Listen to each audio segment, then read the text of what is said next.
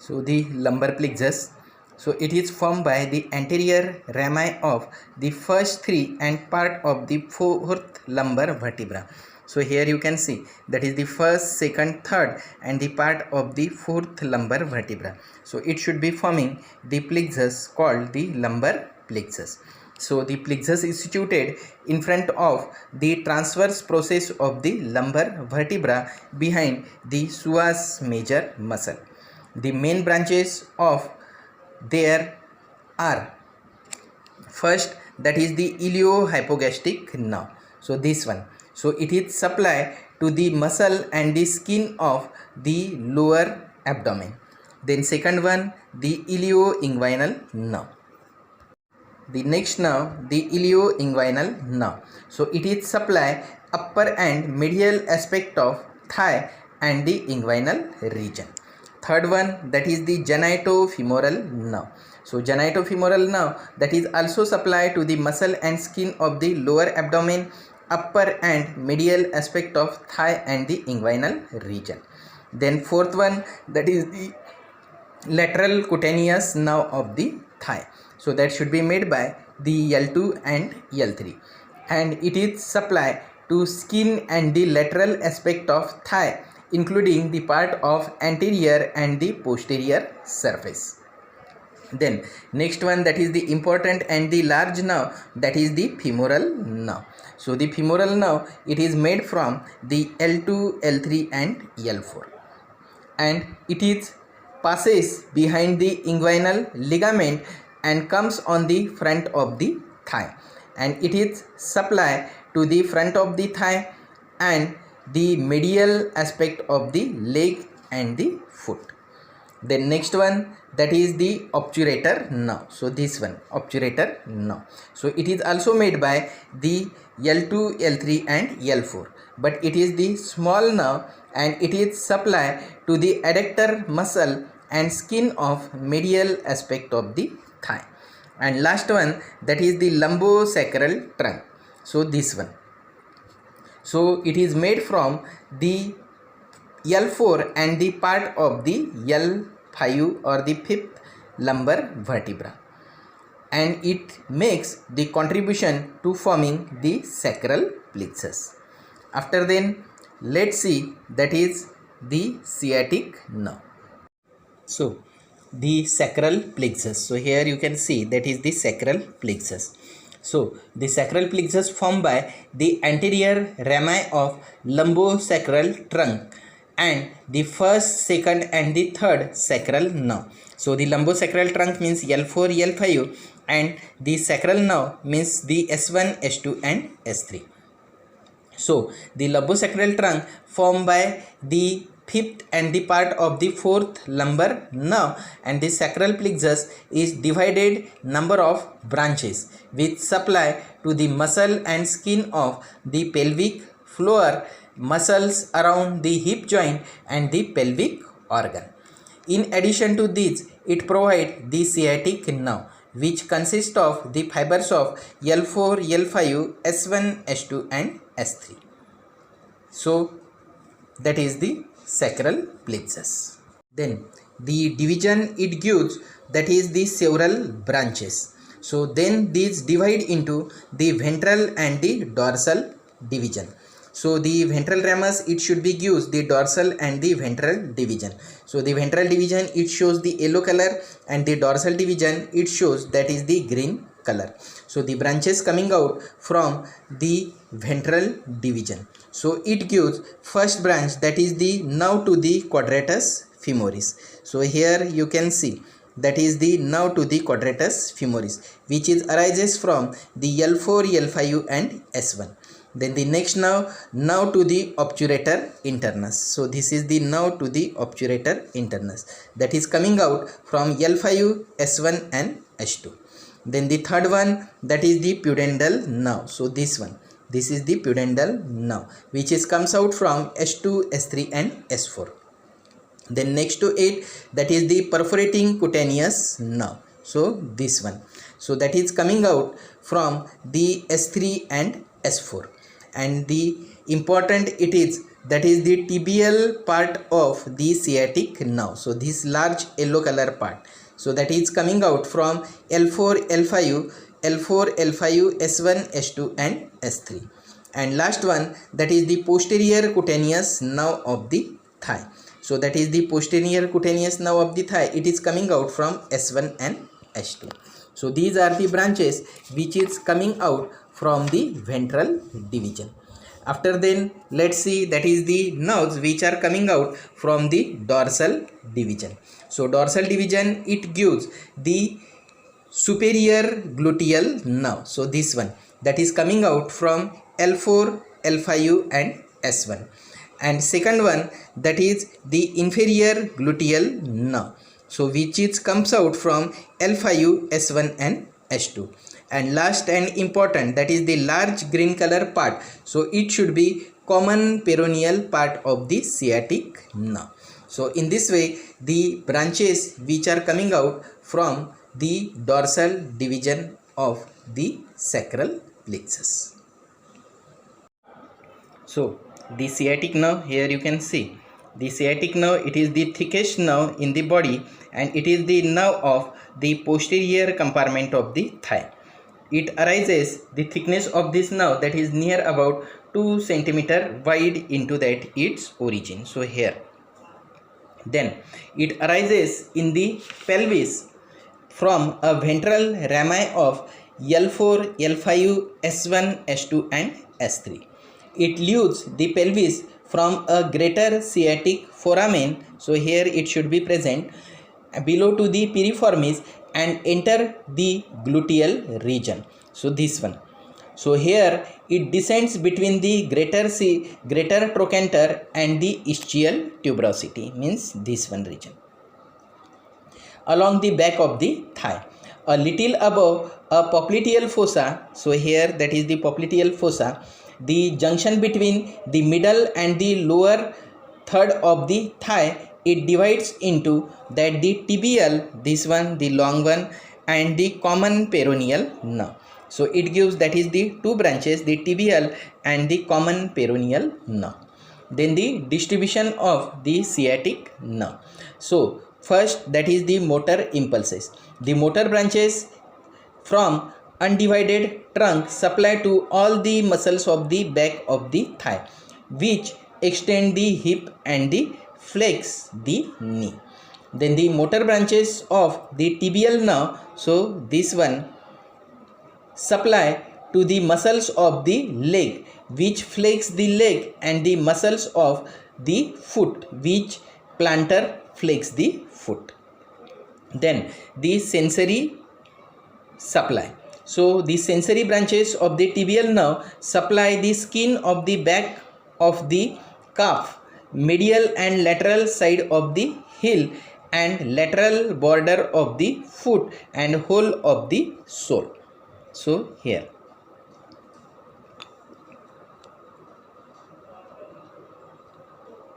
Then the sensory branches of the common peroneal nerve supply to the skin of the anterolateral part, that means the lateral surface of the leg and the whole dorsum of the foot, except the area which is supplied by the deep peroneal nerve. So that is the important supply, sensory and motor, by the sciatic nerve and the branches of it, that is the tibial and the common peroneal nerve. Then the clinical application related with that the sciatic nerve, that is if the sciatic nerve is injured, so it can causes, that is the motor and the sensory loss. So the motor loss, it can occur the inability to extend the thigh and flex the knee due to paralysis of the hamstring muscle, means that is the posterior compartment of the thigh muscle. Then loss of all movements below the knee with foot drop due to paralysis of all the muscles of the leg and the foot.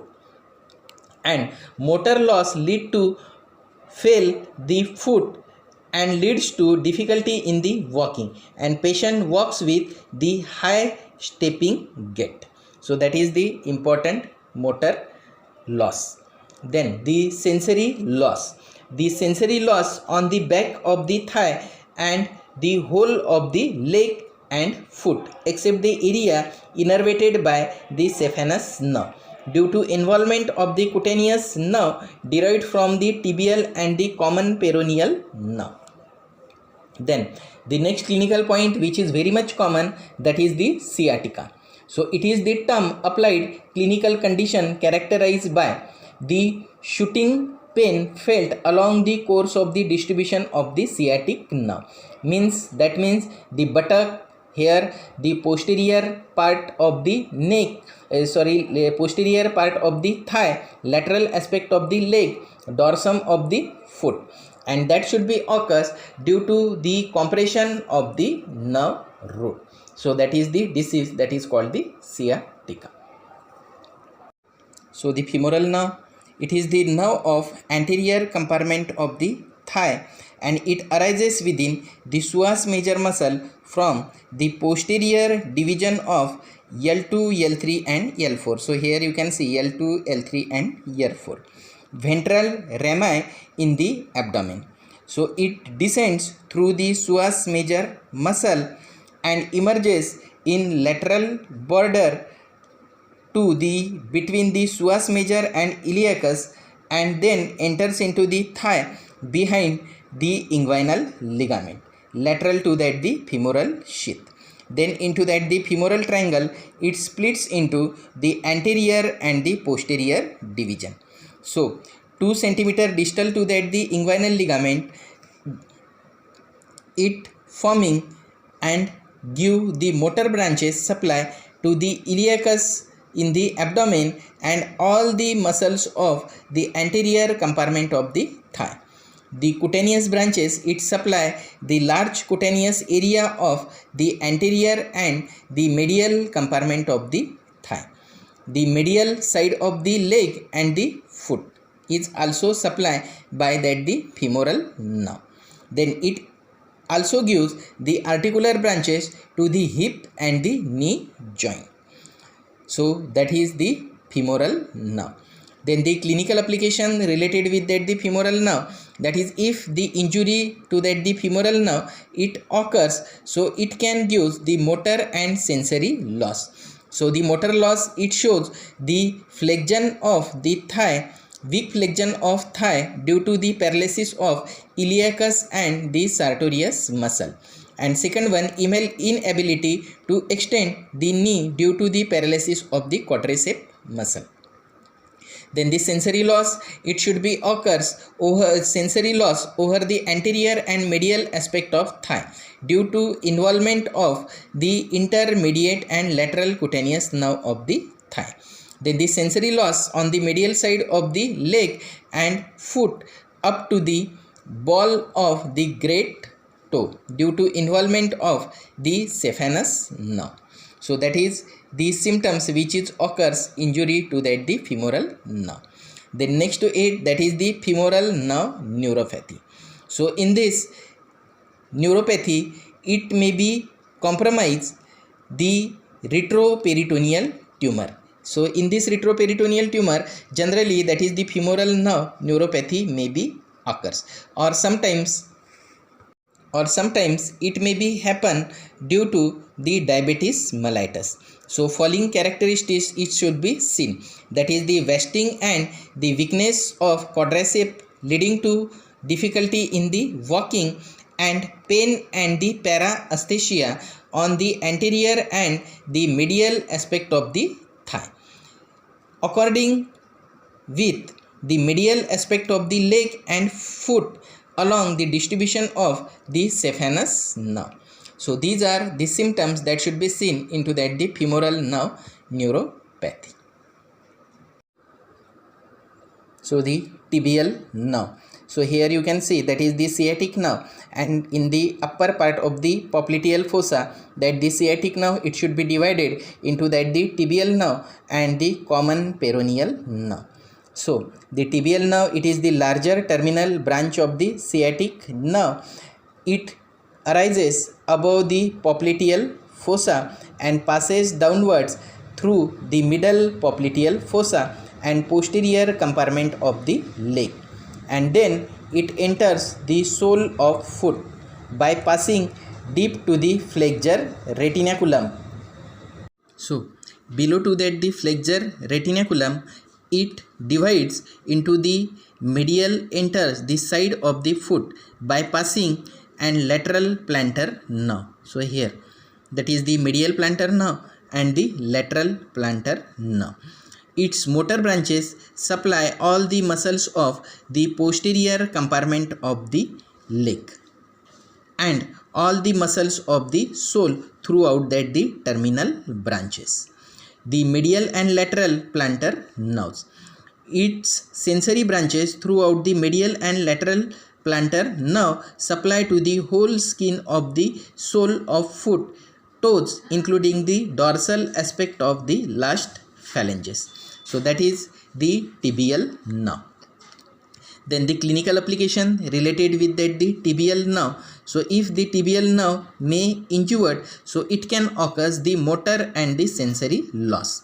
So the motor loss that include the foot is held dorsiflex and everted.